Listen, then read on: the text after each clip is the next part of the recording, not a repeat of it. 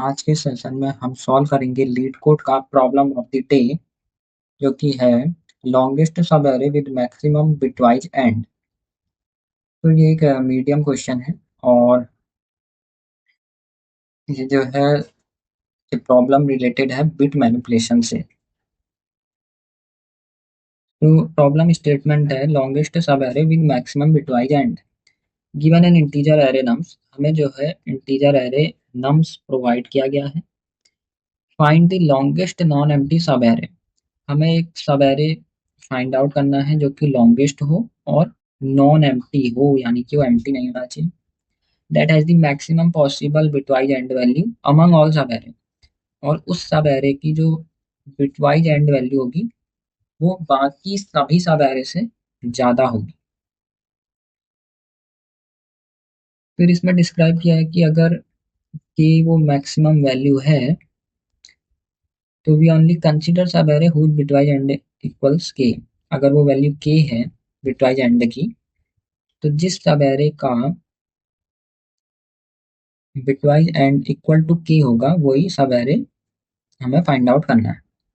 उसके बाद हमें रिटर्न क्या करना है, उस सब एरे की length, the length of longest such सब एरे।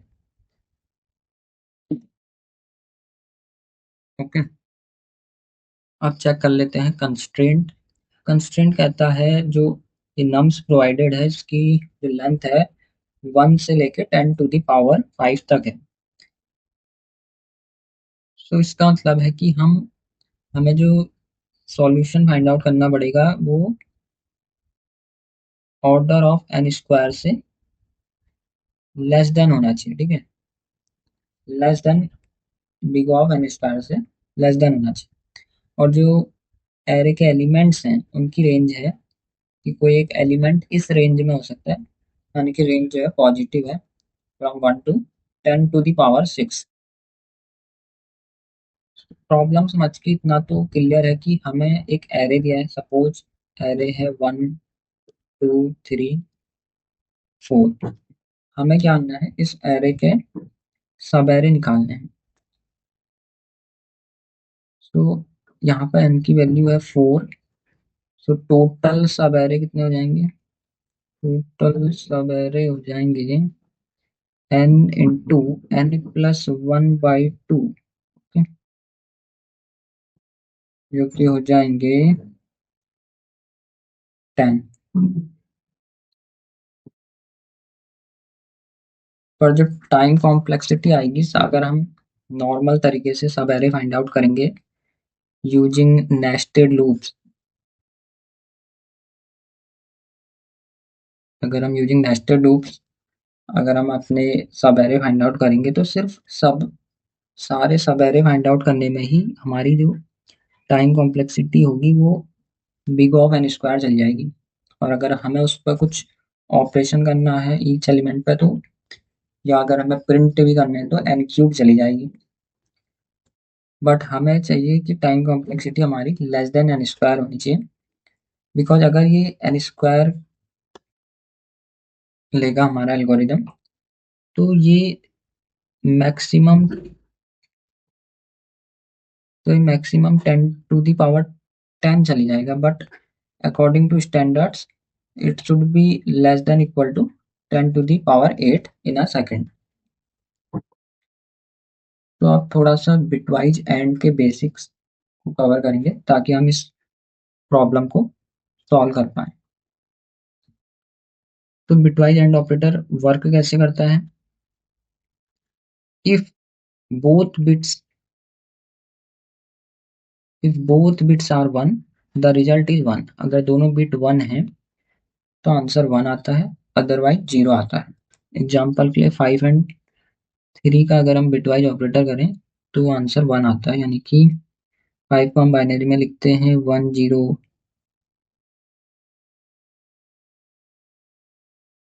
1 0 1, एंड 3 को हम लिखते हैं 0 1 1। ओके, सो 1 1 सेम है तो 1 आएगा, 0 1 0 आएगा, 0 1 0 डिफरेंट है। सो 0 0 1 होता है 1 इन डेसिमल, तो आंसर इज 1।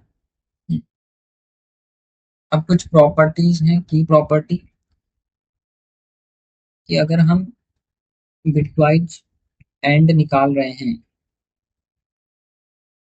ठीक है, हमारे पास कुछ एलिमेंट हैं एरे में और हम इन सब का अगर बिटवाइज एंड निकाल रहे हैं तो वो हमेशा क्या होगा, less than equal to minimum of all element, जो कि सबसे मिनिमम एलिमेंट होगा उससे less than equal to answer आएगा। ठीक है, bitwise and operation can only decrease और maintain the value, never increase it. तो जब भी हम बिटवाइज एंड ऑपरेशन परफॉर्म करते हैं तो ये हमेशा वैल्यू को या तो डिक्रीज करता है या तो इक्वल टू रहने देता है, ये कभी भी इंक्रीज नहीं करता है। तो इसका मतलब है कि हमें अपने आंसर में कोशिश करनी है कि हम सिर्फ मैक्सिमम एलिमेंट को ही कंसीडर करें, क्योंकि अगर हम किसी भी मिनिमम एलिमेंट को कंसीडर करेंगे तो हमारा आंसर या तो मिनिमम आएगा या उससे लेस देन आएगा। बट हमें आंसर में चाहिए maximum, maximum bitwise and. Okay, तो फॉर एन एग्जांपल अगर हम हमें इस एरे का सब एरे फाइंड आउट करना है, इसके सारे सब एरे फाइंड आउट करने हैं, तो हम इस तरह से फाइंड आउट कर सकते हैं।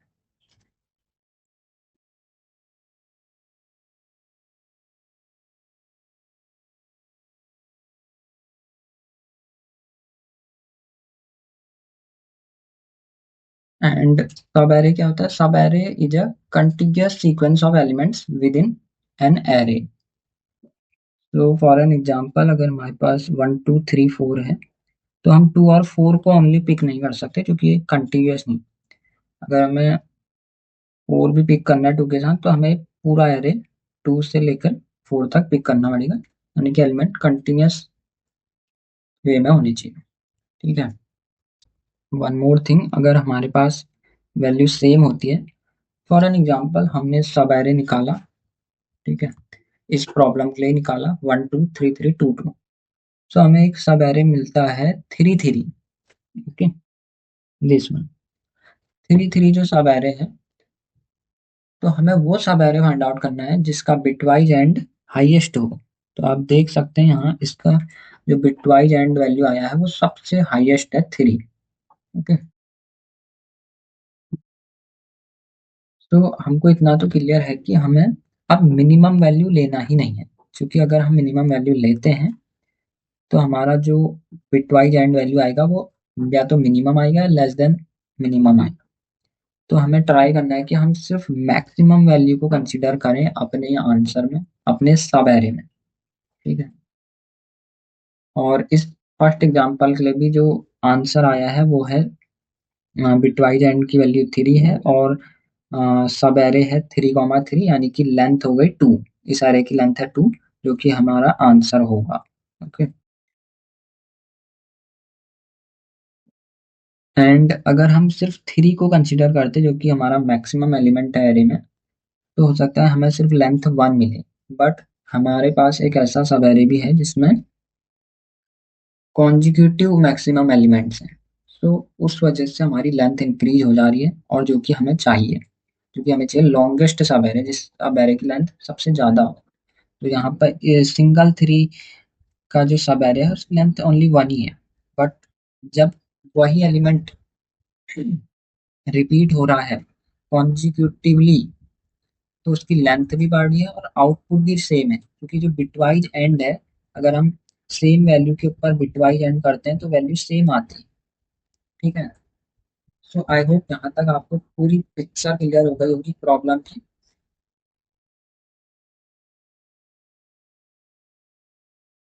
तो अब हमें क्लियर पता है कि हमें क्या करना है। हमें सबसे पहले स्टेप 1 हमें मैक्सिमम एलिमेंट को फाइंड आउट करना है। मैक्सिमम एलिमेंट फाइंड आउट करने में जो टाइम कॉम्प्लेक्सिटी लगेगी वो लगेगी बिग ऑफ एन। ओके, उसके बाद जो सेकंड स्टेप होगा, सो अब हमें सेकंड स्टेप में फाइंड आउट करना है लेंथ ऑफ सब एरे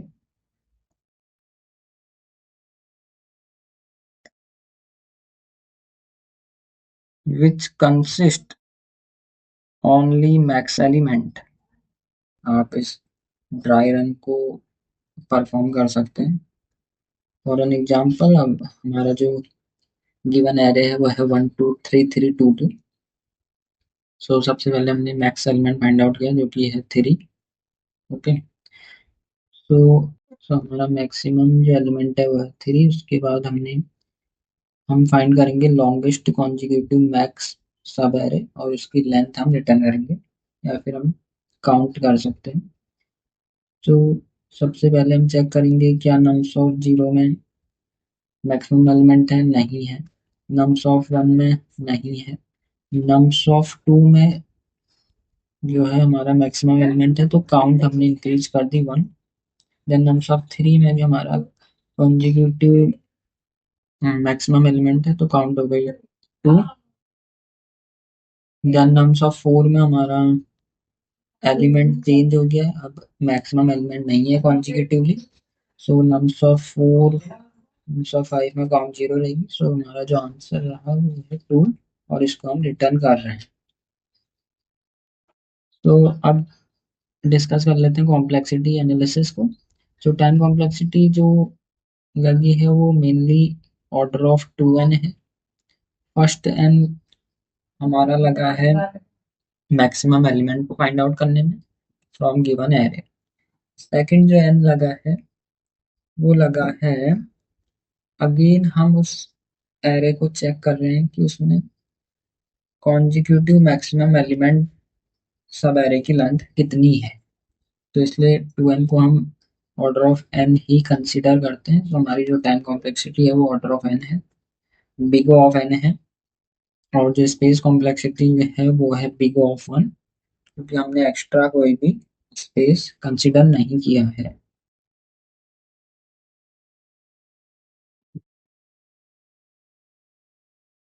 तो अब मैं इसको रन करके देखता हूँ। जैसा कि हमने डिस्कस किया कि सबसे पहले हमें मैक्सिमम एलिमेंट फाइंड आउट करना है from given array.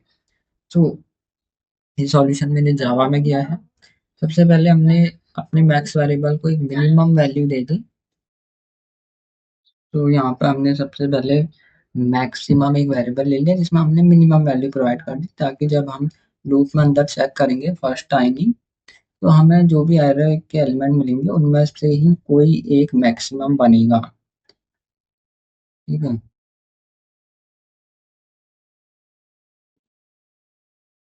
Then maximum element find out करने में ही हमारी time complexity big O of n लग गई। एंड उसके बाद हमने काउंट निकाली कॉन्जिक्यूटिव मैक्स एलिमेंट वाले सब एरे की। तो हमने अगेन जो एरे है उसको आइटरेट किया। हमने चेक किया अगर हमारा करंट एलिमेंट मैक्स है तो हमने काउंट की वैल्यू इंक्रीज कर दी। और साथ ही साथ हमने इसको चेक किया अगर काउंट अब आंसर से बड़ा हो गया है